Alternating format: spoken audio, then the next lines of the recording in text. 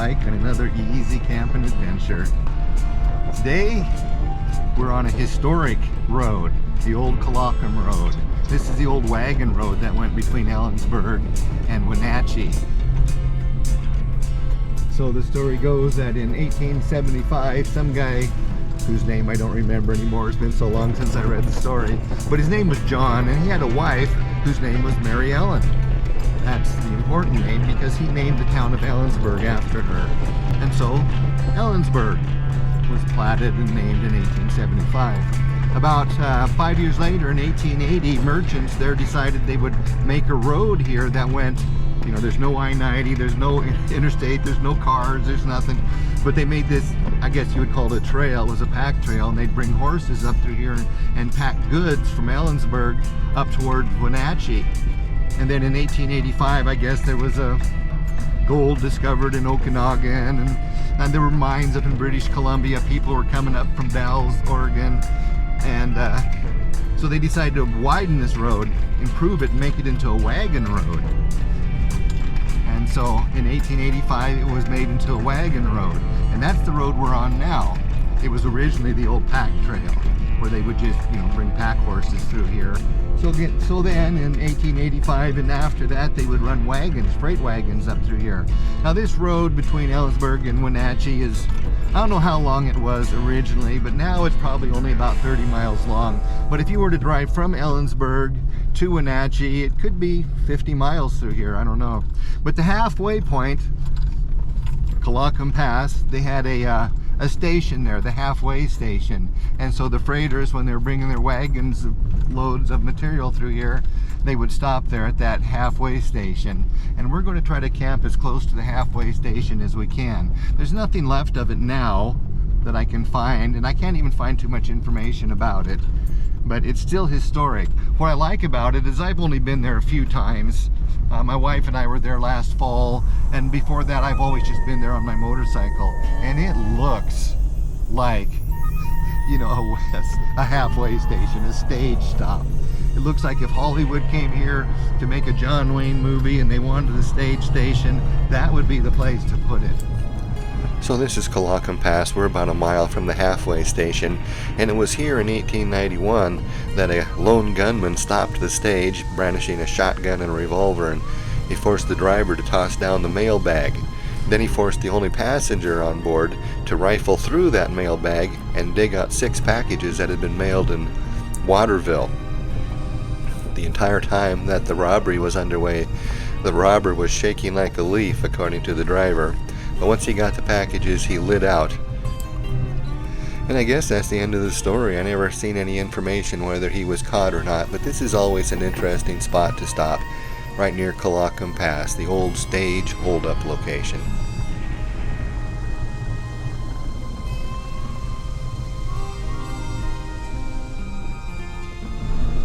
Okay, we're rolling in now to where that halfway station was supposed to be. I'm actually going to park around here somewhere and sort of explore around and see if I can find any ruins or anything. I mean, doesn't this look like John Wayne should be here coming down this road in a wagon heading to the halfway station? Well, here's that plaque.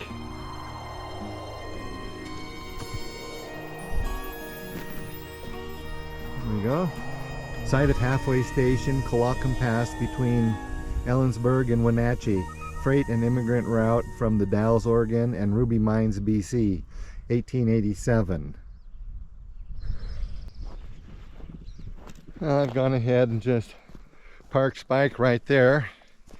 The old halfway station is supposedly right there, but I'm going to check down here.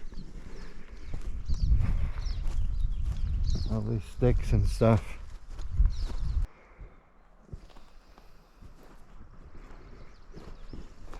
Well, I think everything I seen on Google Earth was just the result of more recent logging activity. So I've just been in two-wheel drive all day. I think any vehicle with a high clearance that's not a front-wheel drive should be fine on this road when it's dry. Since this road was built, there's been a lot of talk or at least some talk over the years about improving it and making it into a main road. In like 1913, they talked about making it the main route between Ellensburg and Wenatchee, but it lost out to Blewett Pass. That's the route we use now, Highway 97. And then again in the early 60s there was talk about improving it and making it the main route between Wenatchee and Ellensburg. Again, it was about 20 miles shorter than Blewett Pass, but they never did that either. Today it's basically just a access route for ATVers out here who probably most of them don't even know its historic history.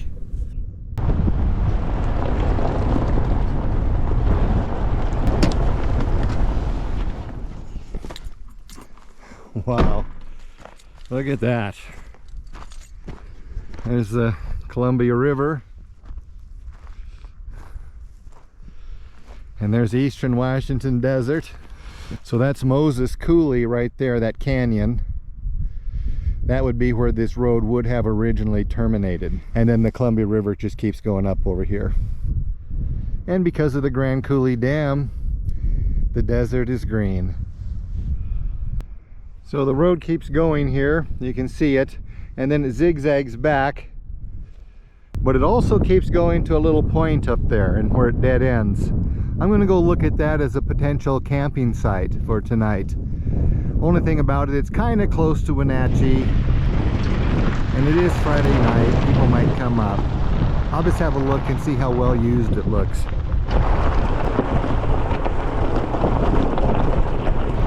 So when I got to the top of the hill, I could see down into a beautiful valley, and I thought, oh, I've got to go there. And when I got there, the road just kept going out into the desert, and I couldn't stop following it. It's one of my many weaknesses. So I gotta see where the trail goes. I gotta see what's around the corner. I gotta go all the way to the end.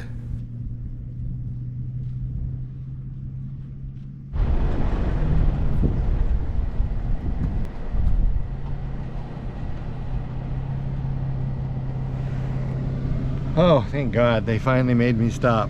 There's a little campsite here too. I'm going to check it out.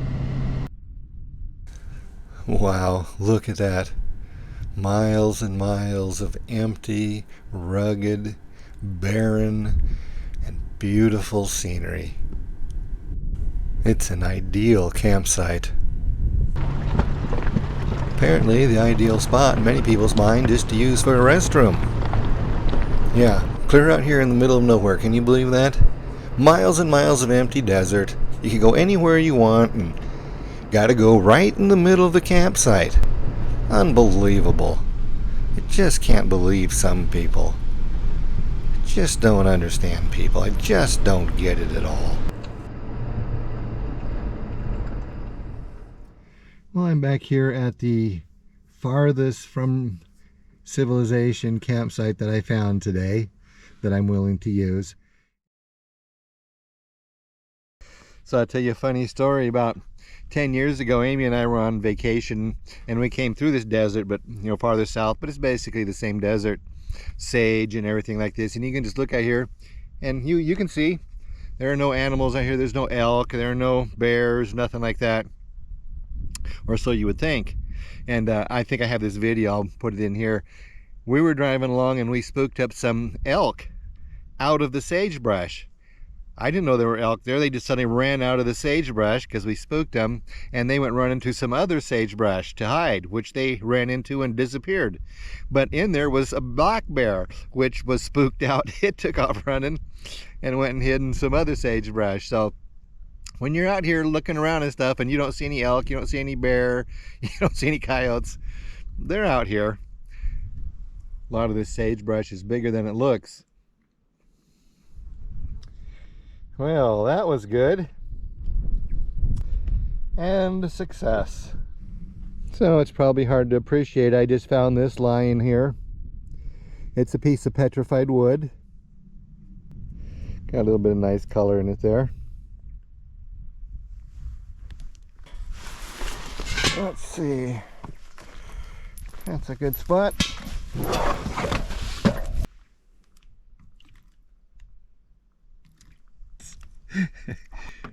Now, whenever I make pasta, I make a lot because I eat a lot of pasta. I mean, look at it, it's mostly hollow. This one's ready right now. Let's see, I think I'll turn that way. Oh man. Dinner's served. The first portion. I'm sure I'm going back for seconds.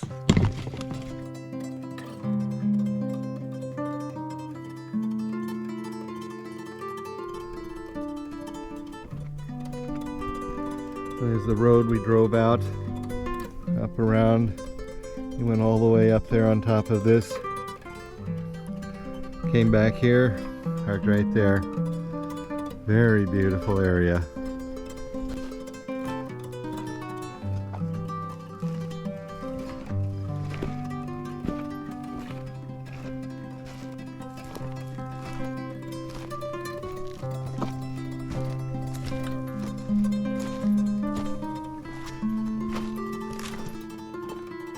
Wow. What a spectacular evening. Hello, Spike.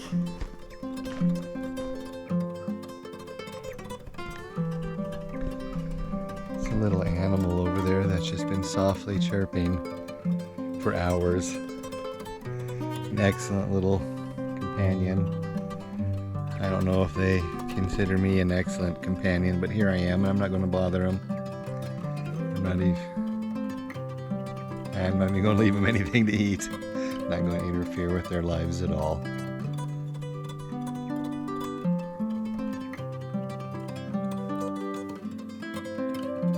Well, I was kicking back and watching the sunset, and didn't realize that the moon was rising behind me. It's a full moon. So that's pretty cool. It'll probably light up this entire desert area here in a bit. It's a little bit of a cloud cover now, but anyhow, you know, it's almost 11 o'clock. Somehow the whole evening got away from me. Gosh, it's 72 degrees. I'm about 2,300 feet here. The wind is blowing, but it's so mild and wonderful. Almost no bugs. Almost nothing disagreeable. In fact, there's nothing disagreeable. It's perfect. But I can't stay up any later. I'm going to go ahead and crawl into bed and let the day go. Thanks for hanging out with me. I'll see you in the morning. Good night.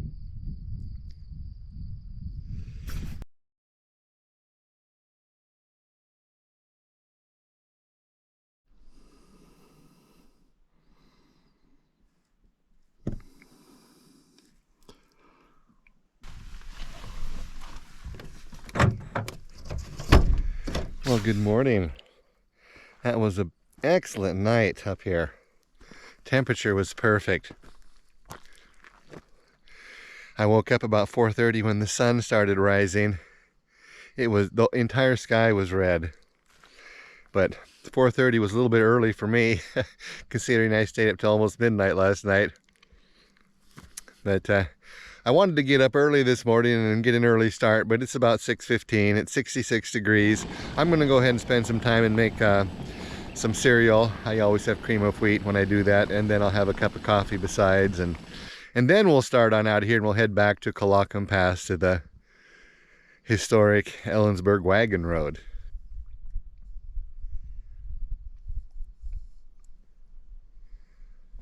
Wow. Well, I've had breakfast.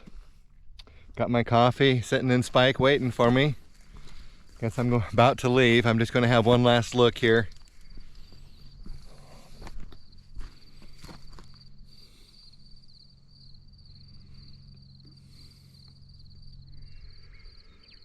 Okay, it's time to go.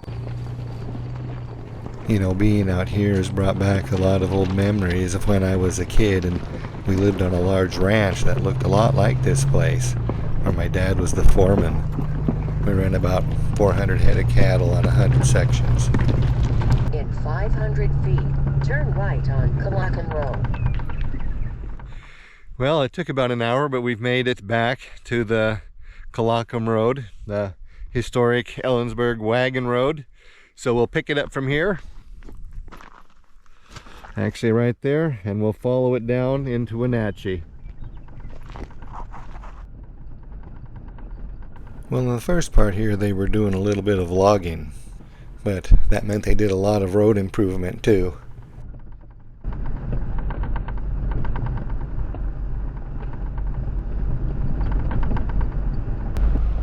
Once out on the ranch, I wasn't there, but my parents were always building fences, and so they had this couple of pack horses that they were leading with some fencing material, and they were way up on top of a steep ridge, kind of like where we were out here on the breaks of the Columbia. And one of those horses started acting up and bucking around and stuff, and with all that weight on its back, when it reared up, it toppled over backwards. I don't think it was expecting that to happen. It clearly wasn't expecting that to happen. And that horse went down over the side, just end over end, over end, over end, and down and down and down and down. All that rigging attached to it, fence posts flying everywhere. My mother was very upset. She started crying as soon as the horse went over. My dad went down. The horse was unconscious, but it was all the rigging was tangled up in a tree down there, and he hollered up to my mom, "Get an axe!" She thought that the horse was needing to be terminated or something, I don't know, but she just started crying. She thought that was it. But all he wanted was just to chop the horse loose. The horse was actually okay. Came to right away and chopped it loose. It stood up and looked kind of like, wow, I think I shouldn't do that again. And it was a bit of a job to get it to the top of the hill again and continue on. And you could only imagine that those sorts of things would happen all the time on this road, on the historic Ellensburg to Wenatchee Wagon Road.